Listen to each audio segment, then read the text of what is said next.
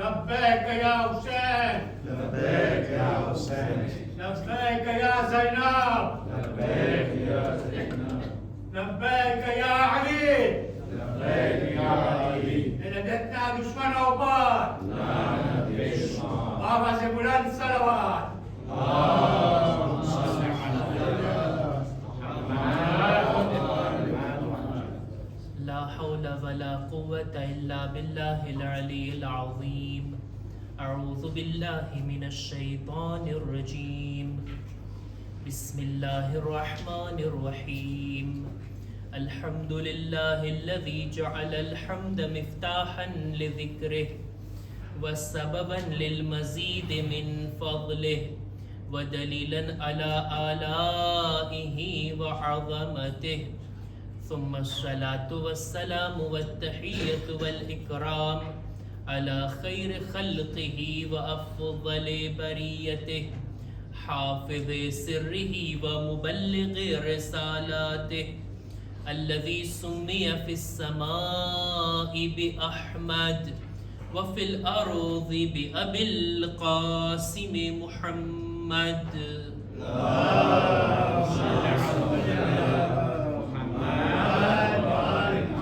وعلى أهل بيته الطيبين الطاهرين المعصومين المظلومين ولعنة الله على أعدائهم أجمعين.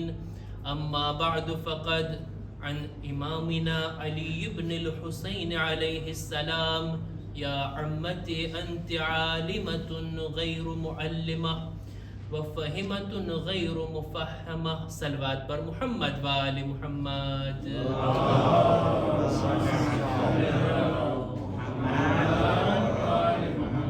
માહે રજબુલ મુરજ્જબ એના દિવસો અને રાતો ઘણા ઝડપથી પસાર થઈ રહ્યા છે. હજી હમણાં રજબ મહિનાનો ચાંદ જોયા અને લ્યો 15મી શબ પણ આવી પહોંચી.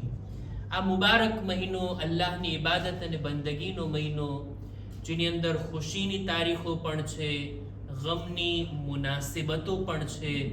ખાસ કરીને આ દરમિયાનના દિવસો 13મી શબ, 14મી શબ અને 15મી શબ, અને આ દિવસો 13મી તારીખ, 14મી અને 15મી તારીખ ઇબાદતો માટે, બંદગી કરવા માટે ઘણી જ ઉપયોગી છે. આપણી દુઆઓ કબૂલ થવા માટે આ દિવસો અને આ સમયગાળો ઘણો મહત્વ રાખે છે.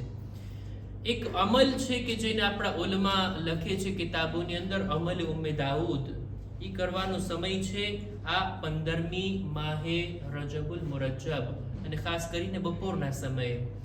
આ અમલની તાલીમ પાછળ આપણા ઉલમા કિતાબોની અંદર લખે છે કે આપણા બીજા ઇમામની નસ્લમાંથી એક ખાતુન છે ફાતિમા, એનો દીકરો છે દાઉદ. એટલે આ औरतને, આ ખાતુનને કહેવાય છે ઉમ્મે દાઉદ, દાઉદની માં.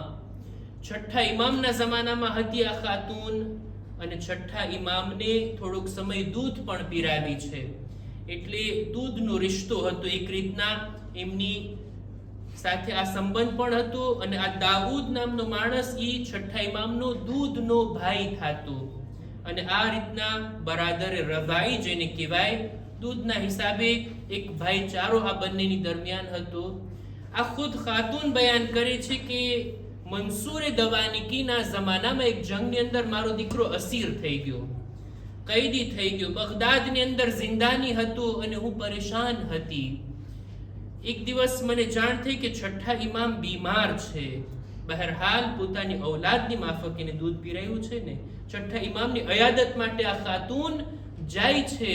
છઠ્ઠા ઇમામની ખિદમતમાં અયાદત કર્યા બાદ છઠ્ઠા ઇમામે સમાચાર પૂછ્યા કે દાઉદના શું સમાચાર. એટલે આ ખાતુન રડવા લાગી. એનું દિલ ભરાઈ આવ્યું અને કહે છે કે મારો દીકરો જિંદાની છે, એટલા સમયથી મને કંઈ એના સમાચાર નથી. ક્યારેક એવા સમાચાર મળે છે કે શહીદ થઈ ગયો, ક્યારેક એમ ખબર મળે છે કે જીવંત છે. હું એના ફિરાકમાં, એની જુદાઈમાં બહુ પરેશાન છું. ત્યારે છઠ્ઠા ઇમામે આ ખાતુનને તાકીદની સાથે કીધું, તો શા માટે તમે દુઆએ ઇસ્તિફતાહ નથી પડતા? જો દુઆએ ઇફ્તિતાહ નહીં, એ તો રમઝાન મહિનામાં પડાય. આ દુઆએ ઇસ્તિફતાહ એટલે તેણી સવાલ કરે છે કે ભાઈ ઈ શું છે? ત્યારે છઠ્ઠા ઇમામે વિગતવાર આ અમલની તાલીમ ફરમાવી કે રજબ મહિનો નજદીક છે, 13મી, 14મી અને 15મી તારીખના તું રોઝા રાખ. 15મી તારીખે ઝોહર બાદ ગુસ્લ કરીને, ઝોહર અસરની નમાઝ અદા કરીને, ત્યારબાદ કિબલા રૂખ બેસી અને કુરાન મજીદના આ સૂરાની તિલાવત કર. આખો તરીકો આપણને કિતાબની અંદર મળી શકે છે. કેટલા બધા સૂરાની તિલાવત, 30મા સિપારાના છેલ્લા સૂરાઓની પણ તિલાવત, અને ત્યારબાદ એક દુઆ ઇમામ તાલીમ ફરમાવ્યા કે આ દુઆ પઢ, ખુદા ઇન્શાઅલ્લાહ તારી હાજતને પૂરી કરશે. અમલ ઘણો લાંબો છે, જેને તૌફીક થતી હોય, જેને કંઈ હાજત હોય તો આ અમલને કરી શકે છે. 3 દિવસ રોઝા રાખી અને બપોરના સમયમાં આ અમલના બારામાં અલ્લામા મજલિસી લખે છે કે આ અમલનો અમે તજરુબો કરેલો છે, એક્સપિરિયન્સ કરેલો છે કે ગમ દૂર થવામાં, હાજતો પૂરી થવામાં, મુશ્કેલાત દૂર થવાના અંદર અને ઝાલિમોના શરથી બચવામાં આ અમલ ઘણો જ એફિકાસ છે. જો આપણે પૂરો અમલ તો ના કરી શકતા હોય તોય આ સમયગાળો 15મી રજબના ઝોહરથી લઈ અને મગરિબ સુધી આ સમયગાળાની અંદર ઇબાદત કરીએ, કંઈ ને કંઈ દુઆ પડીએ, પોતાની હાજતોને ખુદાની બારગાહમાં પેશ કરીએ, કંઈ zikr પડીએ, કંઈ તિલાવત કરીએ અને ખુદાની યાદમાં રહીએ. જે લોકો આ અમલ કરતા હોય, જે દુઆઓ માંગતા હોય, ખુદા ઇન્શાઅલ્લાહ આપણને પણ ગાફિલોમાં શુમાર ના કરે, બલકે આ તારીખથી અને આ સમયથી આપણે લાભ અને ફાયદો ઉઠાવી શકીએ. સલવાત પર મુહમ્મદ વાલે મુહમ્મદ.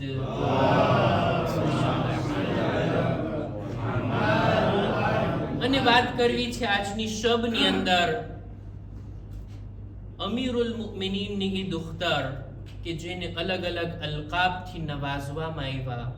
ક્યારેક એમને અકીલે બની હાશિમ કહેવામાં આવ્યું, ક્યારેક એમને સાનીએ ઝહરાનું લકબ આપવામાં આવ્યું, ક્યારેક એમને આલિમે ગૈર મુઅલ્લિમા કહેવામાં આવ્યા. અને આટલું જ નહીં, એમના ઇમામે હુસૈનના કયામમાં શરીક અને શામિલ થવાથી શરીકતુલ હુસૈનનો લકબ આ બીબીને મળે છે. વાત કરવી છે જનાબે ઝૈનબની, અમીરુલ મુમિનીનની આ દુખ્તરની કે જે ખરેખર પોતાના ઇલ્મ અને અમલ વડે પોતાના બાબાની ઝીનત હતા. આ બીબી, એમની જિંદગી કરબલા પહેલાની અને કરબલા બાદની. કરબલા પહેલા બીબીની જિંદગીના બનાવોને તારીખે આપણા માટે વધારે બયાન નથી કર્યા. એવી છુપાયેલી જિંદગી હતી, પડદાની પાછળ હતા, ઘરની અંદર હતા અને ઇમામોની સાથે હતા. પંજેતનનો દૌર જોયો છે બીબી ઝૈનબે, પંજેતનનો સાથ જોયો છે આ ખાતુને. અને કરબલા બાદ એમનો કિરદાર, એમનો રોલ નુમાયા થાય છે. જ્યારે ઇમામનો સાથ આપે છે, જ્યારે ઇમામની સાથે તેણી નીકળે છે. અને કરબલા બાદ પણ જનાબે ઝૈનબનો કિરદાર એક અનોખો કિરદાર છે. બીબી ઝૈનબની જિંદગીમાં એમના કમાલાતને, એમની ફઝીલતોને, એમના દરજા અને મકામને જોવા હોય તો 2 ચીજોમાં ખુલાસો કરી શકાય: એમનું ઇલ્મ અને એમનું અમલ. ઇલ્મી લિહાઝથી આપણે એમને જોઈએ તો એવા આલિમા છે કે ચોથા ઇમામે પોતાના શબ્દો વડે એમને સનદ આપી, એ અમ્મતે, એ અમારી ફૂફીજાન, તમે એવા આલિમ છો કે તમે આ દુનિયામાં આવીને તાલીમ નથી લીધા, એવા સમજદાર છો કે તમને સમજાવનાર કોઈ તમારા ઉસ્તાદ નથી, તમે એવી તરબિયતમાં અને એવા માહોલમાં ઊભા થયા છો. એમના ઇલ્મનો મકામ, એમના ઇલ્મનો મર્તબો, એમના ઇલ્મના બારામાં આટલું જ કહી શકાય કે એમની ગણતરી રસૂલુલ્લાહના સહાબીઓમાં થાય છે. રસૂલની જાત ઉપર એક બાવાઝી બુલંદ સલવાત.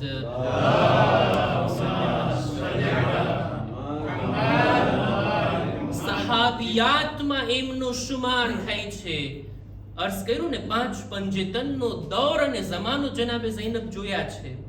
રસૂલના જમાનામાં અને બીબી ઝહરાના જમાનામાં તેમની ઉંમર બહુ નાની હતી. 5 કે 6 વર્ષની ઉંમરમાં બીબી ઝૈનબ એ હતા કે રસૂલુલ્લાહની હદીસને પણ બયાન કરે છે અને બીબી ઝહરાની વાતોને પણ તેઓ બયાન કરે છે. ખુતબે ફદક જે બીબી ઝહરાનો છે આપણા સુધી પહોંચ્યું છે જનાબે ઝૈનબના મારફત. જનાબે શેખ સદુક અલૈહિ રહેમા પોતે લખે છે પોતાની કિતાબની અંદર આ ખુતબાને કે આ ખુતબો આપણા સુધી પહોંચ્યો છે જનાબે ઝૈનબે એમની વાલિદાનો ખુતબો પોતે બયાન કર્યા અને આ લોકો સુધી પહોંચાડ્યા. 5-6 વર્ષની ઉંમરમાં રસૂલે ખુદાની રિવાયત પણ તેની બયાન કરતા હતા.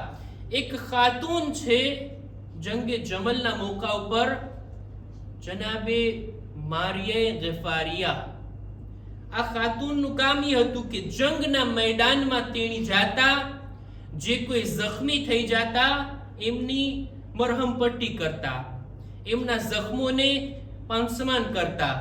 આ ખાતુન કહે છે કે રસૂલ ખુદાના જમાનામાં પણ હું જંગમાં જાતી હતી અને કેટલા જખ્મી લોકોની મેં માવજત કરી હતી અને એમનો ઈલાજ કર્યો હતો. કે છે જંગે જમલમાં પણ હું મૌલા અલીના લશ્કરમાં હતી અને જખ્મી લોકોની સેવા કરી રહી હતી. જંગે જમલ પૂરી થઈ ત્યારે રાતના હું બીબી ઝૈનબના ઘરે મહેમાન બની. મારી ગિફારિયા કહે છે જનાબે ઝૈનબના ઘરે હું મહેમાન બની. એમના ઘરે હું હતી. આ ફુરસતને મેં ગનીમત જાણી એટલે મેં એક સવાલ કર્યો કે એ બીબી ઝૈનબ, તમે તો રસૂલે ખુદાને જોયા છો, એમના જમાનાને જોયા છો, તમને રસૂલુલ્લાહની કોઈ હદીસ યાદ છે?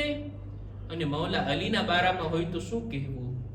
મૌલા અલીના બારામાં એમના વિશે કઈ રસૂલની હદીસ તમને યાદ છે? હું ચાહું છું કે રસૂલની હદીસ તમે સંભળાવો. આ મોકા ઉપર બીબી ઝૈનબ રસૂલુલ્લાહની હદીસને સંભળાવે છે. કે છે હા, મને યાદ છે રસૂલના જમાનામાં હું એમના ઘરે ગઈ હતી. બીબી આયશાના હુજરામાં તેઓ હતા.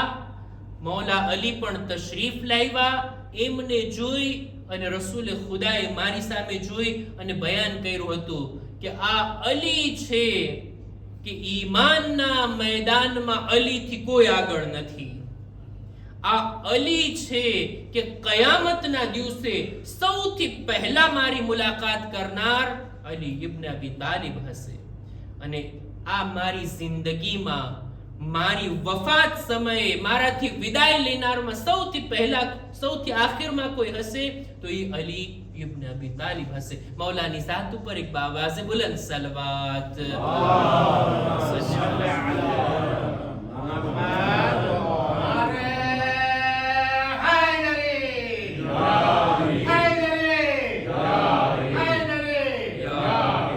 મૌલા અલીની ફઝીલતને બયાન. મૌલા અલી ઈ છે કે જે ઈમાનના મેદાનમાં સૌથી આગળ.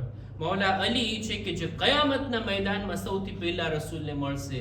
અને અલી ઈ છે કે જે આખરી શ્વાસ સુધી, છેલ્લી ઘડી સુધી રસૂલે ખુદાના સાથે હશે. અને એમની આગોશમાં રસૂલે ખુદાની વફાત થશે ત્યારે એમનું સર મૌલા અલીના આગોશમાં હશે. આ હદીસને રસૂલે ખુદાએ બયાન કરી અને જનાબે ઝૈનબ આ ખાતુન માટે બયાન કરે છે. બહરાલ ઇલ્મી મેદાનમાં રસૂલે ખુદાની હદીસ અને બીબી ઝહરાની હદીસ નાની ઉંમરમાં 5-6 વર્ષની ઉંમરથી તેણી આ હદીસને બયાન લીધા અને લોકો માટે બયાન કર્યા. મૌલા અલીનો જમાનો પણ જોયા, બીજા અને ત્રીજા ઇમામને પણ નજદીકથી જોયા. એમની હદીસો પણ બીબી ઝૈનબના ઝરિયાથી આપણા સુધી પહોંચી છે. આ છે એમના ઇલ્મી મકામની હદ, ઇલ્મી મર્તબો એમનો. અને અમલના મેદાનમાં એમના અમલી કારનામા એમાં તો શું કહેવું? આટલું જ કહી શકાય કે એક માસૂમ ઇમામ વિદાય સમયે જનાબે ઝૈનબને આ જુમલા કહે, યા ઉખ્તા લા તનસીની બિનાફિલતિલ લૈલ. એ મારી બહેન ઝૈનબ, નમાઝે શબમાં તારા ભાઈને નહીં ભૂલતા. બીબી ઝૈનબની નમાઝ પર, એમની ઇબાદતો પર ઇમામ હુસૈનને કેટલું યકીન. વાજિબ નમાઝો તો દૂરની વાત, મુસ્તહબ નમાઝો અને નમાઝે શબ પણ જનાબે ઝૈનબને છૂટવા વાળી નથી. એ પછી શામે ગરીબા કેમ ના હોય, જિંદાનની સખ્તીઓ કેમ ના હોય, અને બેઠા બેઠા નમાઝ અદા કરી છે બીબી ઝૈનબે કૈદખાને શામની અંદર. બહરહાલ ઇલ્મ અને અમલ આ બંને ચીજોએ બીબી ઝૈનબના મર્તબાને ખૂબ બુલંદ કર્યો. આ બીબીની જિંદગીના બારામાં એમના ખુતબાઓ, એમના જુમલાઓને બયાન કરવા ચાહતો હતો, પણ આજે ચાહું છું કે ખુલાસાના તौर પર બીબી ઝૈનબની જિંદગીમાંથી જે ચીજોને આપણે લઈ શકીએ અને આપણી જિંદગીમાં ઉતારી શકીએ. ફક્ત મા બહેનો માટે જ નહીં, બધા માટે ઉપયોગી હોય એવી 3 બાબતો આપણે બીબી ઝૈનબના જીવનમાંથી લેવાની છે. સામાન્ય રીતે આપણે કહેતા હોય બીબી ઝૈનબથી આપણી કૌમની औरतोए દર્શ લેવો જોઈએ. શેનો? હિજાબ અને પડદાનો. વાત બરાબર. આદર્શ લેશું તો ફક્ત બૈરાઓ માટે જ, એમને જ લાગુ પડશે નહીં. બીબી ઝૈનબની જાત, આ એમનું મકામ અને મર્તબો બધા માટે છે.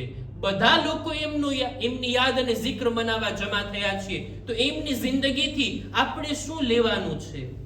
સૌથી પહેલો દર્શ અને સબક જે બીબી ઝૈનબની જાતમાંથી લઈ શકાય તે આ કે નુસરતે ઇમામ, ઇમામની મદદ, ઇમામનો સાથ.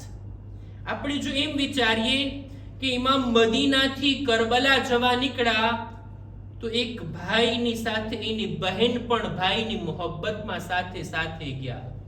જો આ રિશ્તાને ભાઈ અને બહેનના રિશ્તામાં જ સીમિત કરી દેશું તો પછી આની કિંમત, આની અહેમિયત ઘટી જશે. બલકે એમ જોઈએ, જનાબે ઝૈનબ પોતાના જમાનાના ઇમામનો સાથ આપવા માટે મદીનાથી નીકળ્યા. હવે ઇમામના સાથ આપવું, આ કામ જનાબે ઝૈનબનું કામ, એની કિંમત વધી જશે, એનો રુતબો વધી જશે. બીબી ઝૈનબ અમલન બતાવે છે કે ઇમામનો સાથ કેવી રીતના અપાય. વતન છોડવું પડે, કબૂલ છે. સફરની સખ્તીઓ વેઠવી પડે, કબૂલ છે.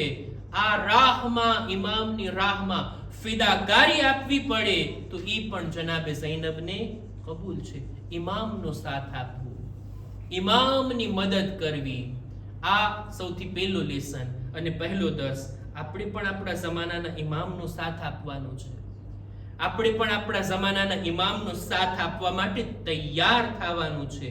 મારી તૈયારી કેટલી છે? જો ઇમામ મને પોતાના ખિદમતમાં બોલાવે, હું શું કરવાની તૈયારીમાં છું? ગામ છોડવાનું કે, માલ ખર્ચ કરવાનું જો ઇમામ કે, બાલ બચ્ચાઓથી જુદા પડવાનું જો ઇમામ કે, મારી તૈયારી છે? જનાબે ઝૈનબથી શીખીએ. ઇમામનો સાથ આપવા માટે પોતાનું બધું કુરબાન કરી દેવાની તૈયારી, અને ના ફક્ત તૈયારી કરીને બતાવ્યું કે જો ઇમામનો સાથ આ રીતના અપાય. આ પહેલો દર્શ. બીજું, જનાબે ઝૈનબની હયાત તૈયબામાંથી આપણે લેવાનું છે તે આ કે ઇમામના મિશનનો સાથ તો દેવાનો છે, ઇમામના મિશનનો પ્રચાર પણ આપણે કરવાનો છે. ઇમામના પૈગામની તબલીગ ઈ કેવી રીતના કરવું ને, ઈ જનાબે ઝૈનબથી આપણે જોવાનું છે. કરબલાનો બનાવ કરબલામાં જ રહી જાત જો ઝૈનબનો પ્રચાર ના હોત, જનાબે ઝૈનબની તબલીગ ના હોત. આ તબલીગ, આ હકના પૈગામને લોકોના કાન સુધી પહોંચાડવા, આ ખરેખર ઈ જમાનામાં, ઈ હાલાતમાં, ઈ સમયની અંદર, ઈ સંજોગોની અંદર જનાબે ઝૈનબનું કારનામું હતું. કોઈ પણ મુસીબતના સમયની ઓપોર્ચ્યુનિટીમાં કેમ બદલવું ને, આ કોઈ જનાબે ઝૈનબથી શીખે. યઝીદ, ઉમર સાદ, ઇબ્ન ઝિયાદ, આ લોકોની હિમાકતમાંથી એક આ હતું કે ઇમામને તો કત્લ કરી દીધા, અહલે હરમના ખૈમાઓને સળગાવ્યા, ખૈમાઓને લૂંટ્યા, અહલે હરમને અસીર બનાવ્યા, અને એમને લઈ એમના કાફલાને શોહદાના સરની સાથે એક શહેરથી બીજા શહેર લઈ જવામાં આવ્યા. કેટલો મોટો જુલ્મ, કેટલી મોટી મુસીબત. અને આ જુલ્મ નાખી અને આ લોકો દુશ્મનો એમ વિચારતા હતા કે અમે અમારી ફતેહનો જશ્ન મનાવશું, લોકોના દિલોમાં રોબ નાખી દેશું કે જો અમારા મુકાબલામાં આવે તો અમે આમ કરી દેશું.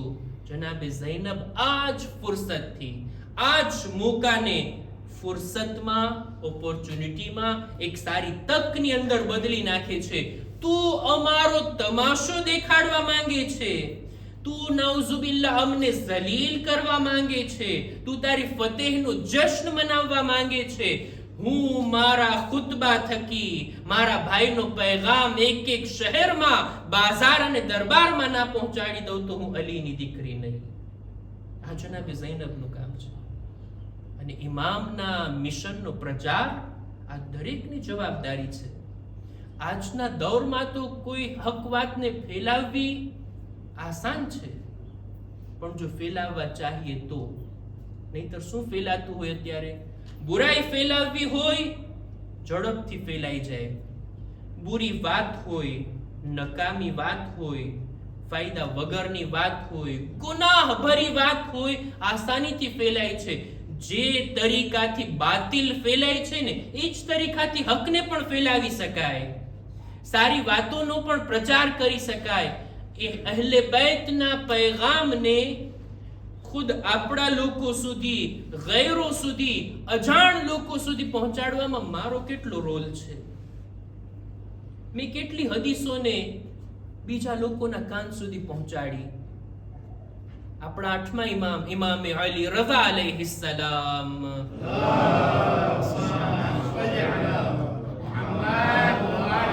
પોતાની એક હદીસમાં ફરમાવે છે ને કે અમારી વાતો બહુ ખૂબસૂરત છે, બહુ સારી છે.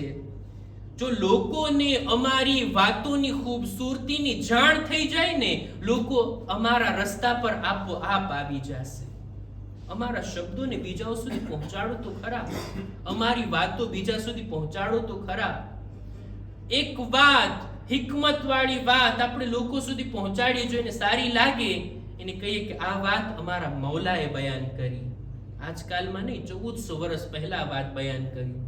આ વાતોને, અહલે બૈતના પૈગામને, એમના મેસેજનો પ્રચાર, ઇમામે હુસૈનના મિશનનો પ્રચાર, આ તબલીગનો દર્સ આપણે જનાબે ઝૈનબથી લેવાનો છે. કેવી રીતના પ્રચાર? ઈ જમાનામાં, ઈ હાલતની અંદર અને ઈ સિચ્યુએશનની અંદર ઇમામનો પૈગામ બયાન એવી રીતના કર્યા કે એક આલિમે દીને કીધું છે ને ફારસીની અંદર કે કરબલા દર કરબલા મી માંદ અગર ઝૈનબ નબૂદ. કરબલા કરબલામાં જ દફન થઈ જાતી જો ઝૈનબ એના પ્રચાર માટે ના હોતી. જનાબે ઝૈનબ છે કે જે કરબલાને કરબલાથી બહાર કાઢીને દુનિયામાં ફેલાવી દીધા. આ બીજો દર્સ અને સબક. પહેલું, ઇમામનો સાથ આપવો, બીજું, ઇમામના મિશનનો પ્રચાર કરવો, અને ત્રીજી વાત, ઇમામના હુકમના તાબે રહેવું. ઇમામ જે કંઈ કહે છે, જે કંઈ ફરમાન આપે છે, એના પર અમલ કરો. ગમે તેવી હાલત હોય, ગમે તેવા સંજોગો હોય, ગમે તે શરાઇતમાં આપણે ઘેરાયેલા હોઈએ, પણ ઇમામની વાત એને મહત્વ આપવું. ઇમામ જે કંઈ બયાન કરે છે ને, એ દીન છે, એ શરીયત છે. શરીયતની પાબંદી હર હાલમાં, હર મોકા ઉપર. આપણને જરાક તબિયત સારી ના હોય તો કેટલી ઇબાદતો ને નમાઝ ને બધું એક બાજુ થઈ જાય. જરાક ખુદાના ખાસ્તા કોઈ મુસીબત આવી પડી, કઈ નુકસાન થઈ ગયું એટલે દીન ને ધર્મ બધું ભૂલાઈ જાય. ખુદાના ખાસ્તા ફેમિલીમાંથી કોઈ ઉઠી ગયું હોય તો ઇન્સાનની હાલત કેવી થઈ જાય. પણ જનાબે ઝૈનબ તમે જુઓ, શરીયતના અહેકામ અને મસાઇલ મામૂલી વાત નથી. આ શરાયતને ખાલી આપણે મગજમાં લાવીએ જોઈએ. ખૈમાઓ સળગી રહ્યા છે, ચાદરો લૂંટાઈ ગઈ છે. ચોથા ઇમામ ખૈમાની અંદર છે, એમને જગાડીને સવાલ કરે છે, એ દીકરા, અત્યારે તમે વક્તના ઇમામ છો, તમે બતાવો અમારી જવાબદારી શું છે, અમે શું કરીએ? આવા મોકા ઉપર પણ શરીયતનો મસલો ઇમામથી પૂછવું, આ દર્સ નથી તો બીજું શું છે? જનાબે ઝૈનબ બતાવવા માંગે છે, કોઈ પણ સંજોગોની અંદર શરીયતના અહેકામ અને મસાઇલ, ઇમામનો હુકમ, ઇમામ તરફ રજૂ થવું, ઇમામ આપણાથી શું ચાહે છે એમના હુકમનું તાબે રહેવું, એ છે આપણી જવાબદારી. આ ત્રણ બાબતો આપણે જનાબે ઝૈનબની જિંદગીમાંથી લેવાના છે. કેટલો મકામ અને દરજ્જો છે જનાબે ઝૈનબનો, એમ છતાંય આલિમે ગૈર મુઅલ્લિમા હોવા છતાંય, એટલું ઇલ્મ રાખવા છતાંય શું જનાબે ઝૈનબને ખબર નહોતી કે અત્યારે એમની જવાબદારી શું છે, અત્યારે મસલો શું છે, આપણે શું કરવાનું છે, જાન બચાવવાની છે, આ હાલતમાં ખૈમાની બહાર જવાનું છે? ખબર તો હતી, પણ દુનિયા વાળાઓને બતાવવું હતું કે અત્યારે પણ કોઈ ઇમામ છે, અને ઈ આ છે કે જે બીમારીની હાલતમાં છે. એક ઇમામ કત્લગાહમાં શહીદ થઈ ગયા. જમીન હુજ્જતે ખુદા વગર ખાલી નથી રહેતી. અત્યારે કોઈ ઇમામ છે તો આ સૈયદે સજ્જાદ છે.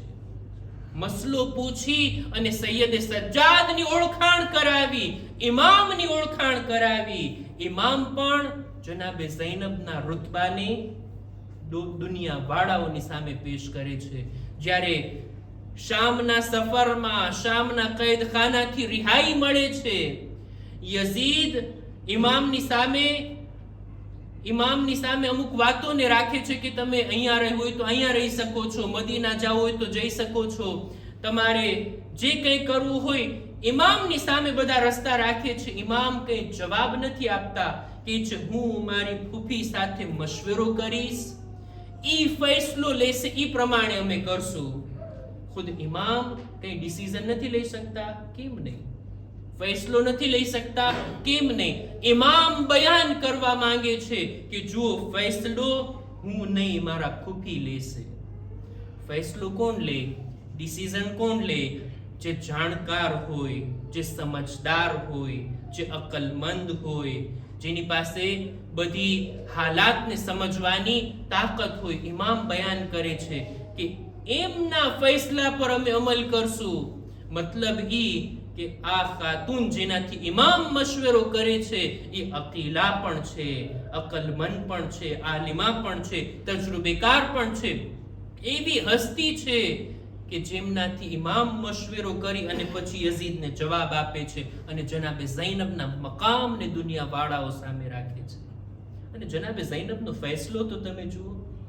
એમણે જે વાત રાખી છે યઝીદની સામે ચોથા ઇમામના માધ્યમથી, તે આ કે અમે અહીંયા રહેવા તો નથી માંગતા, અમે મદીના વતન પાછા જવા માંગીએ છીએ, અમારે અહીંયા રહેવું તો નથી. રિહાઈ મળી ગઈ તો પહેલું કામ અમે એ કરશું કે મારા ભાઈની ફરશે અઝા બિછાવશું. પહેલા ઇમામે હુસૈનની મજલિસ બરપા કરશું. આ એમનો ઇરાદો, આ એમનો ફૈસલો. અને કેવો ફૈસલો લીધા જનાબે ઝૈનબ, કે ઈ ફૈસલા ઉપર આજ દી સુધી બધી અઝાદારીઓ બાકી છે. જેટલી મજલિસો બરપા થાય છે ને, એનો પાયો નાખનાર, એનું મૂળ નાખનાર જનાબે ઝૈનબ હતા. અને શામના દરબારમાં, શામની સરજમીન પર પહેલી મજલિસ બરગુજાર કરીને જનાબે ઝૈનબના આ ફૈસલા થકી યઝીદના ચહેરા પર એક તમાચો હતો કે એ યઝીદ, તું અમને અસીર કરીને તારા ફતેહનો જશ્ન મનાવવા માંગતો હતો, અત્યારે તારા જ દરબારમાં મારા ભાઈની અઝાદારી કરી અને હું બતાવી દઈશ કે તું હારી ગયો છે, મારા ભાઈની જીત થઈ છે. દુશ્મનો ઉપર અને આ zikr હંમેશા બાકી રહેશે, આ zikr હંમેશા ચાલતો રહેશે. તું અમારા ભાઈને કત્લ તો કરી શકે છે, પણ એમની યાદને ક્યારેય મિટાવી શકતો નથી. આ છે જનાબે ઝૈનબ. જનાબે ઝૈનબ, એમની મુસીબતો એટલી વધારે છે. કઈ મુસીબતને હું બયાન કરું? એમનો લકબ જ કાફી છે કે એમને ઉમ્મુલ મસાઇબ કહેવામાં આવે છે. કઈ કઈ મુસીબતનો zikr કરવામાં આવે. આપણે એક બુઝુર્ગ આલિમે દીન પોતે મજલિસ પડી રહ્યા હતા અને તેઓ બયાન કરે છે, મારી નજરમાં બે મોકા એવા હતા કે જે જનાબે ઝૈનબના દિલ પર બહુ સખ્ત હતા. સખ્ત તરીન મુસીબતો જો પડી હોય તો જનાબે ઝૈનબની સામે આ બે મંઝરની અંદર, આ બે બનાવની અંદર. કયા બે મંઝર? જે કોઈ પણ શહીદ મેદાનમાં જાતું, એની જંગને ઇમામ જોતા, એને કત્લ થતા પણ જોતા, એના લાશાને પણ ઉઠાવતા.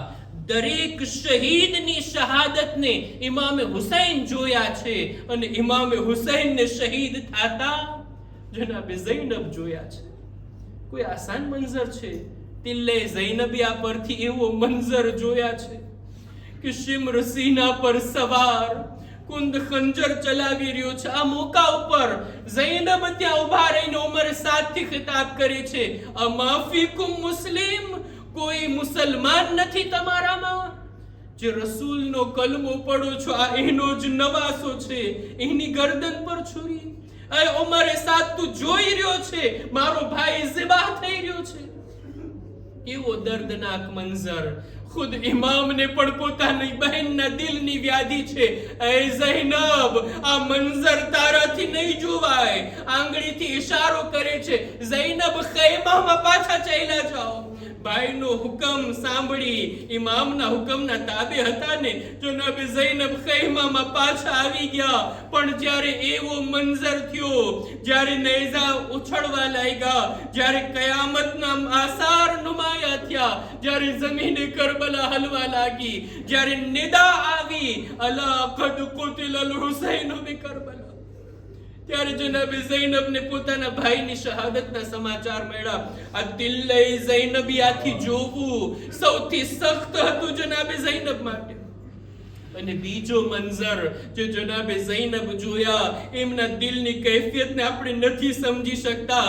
તે આ હતું કે શામનો દરબારમાં લોકો હતા, બધા ખુરશી પર બેઠા હતા અને ઝૈનબ અસીર બનીને ત્યાં ઊભા હતા. અને યઝીદની સામે તશ્ત પર આકા હુસૈનનું સર, અને યઝીદના હાથમાં લાકડી. એવી બેઅદબી ઇમામના સરની સાથે. એક સહાબીથી રહેવાનું નહીં, ઊભો થઈને કહે છે, એ યઝીદ, તારા હાથને તું રોકી દે. મેં નજરોથી જોયું, રસૂલે ખુદા ચહેરાના બોસા લેતા હતા, રસૂલે ખુદા ચહેરાને ચૂમતા હતા. ત્યાંથી તારી લાકડીને હટાવી લે. આ સહાબીથી ના રહેવાનું, કોઈ ઝૈનબના દિલથી પૂછે. ઝૈનબ આ મંઝર જોયા, શું દિલની અંદર વીતી હશે? એ મારા માં જાયા, તારા બદન પર આટલા જુલ્મ થયા, અત્યારે તારા સર પર આટલા જુલ્મ થઈ રહ્યા છે. અલલ કૌમિ ઝાલિમીન وَسَيَعْلَمُ الَّذِينَ ظَلَمُوا أَيَّ مُنْقَلَبٍ يَنْقَلِبُونَ إِنَّا لِلَّهِ وَإِنَّا إِلَيْهِ راجعون. ماتم حسین، یا حسین، یا حسین.